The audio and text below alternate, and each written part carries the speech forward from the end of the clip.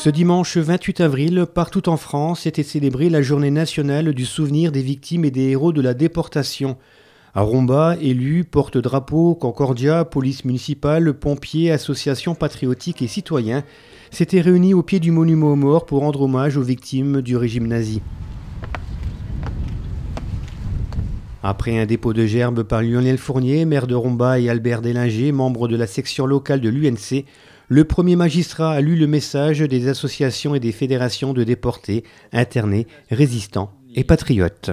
Commémorer la tragédie humaine que fut la déportation, c'est d'abord rappeler l'horreur et la barbarie des systèmes concentrationnaires et génocidaires nazis. C'est se souvenir de l'extermination par le régime nazi d'une partie de l'humanité, ciblant les juifs et les tziganes de tous âges.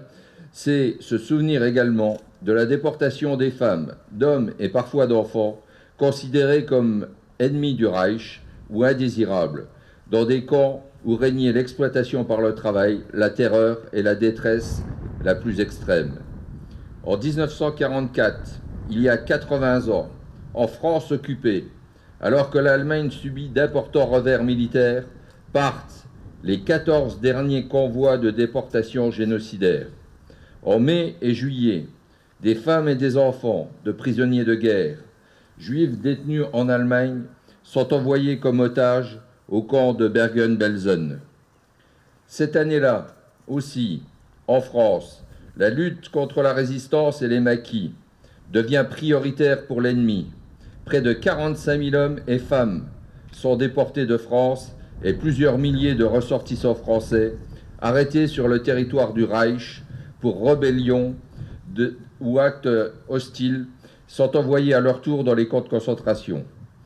Victimes des derniers soubresauts d'un Reich à l'agonie, mais encore capables des pires atrocités, les détenus vivants et morts sont entassés dans des camps où, malgré tout, la résistance clandestine s'organise pour contrecarrer les sinistres projets nazis.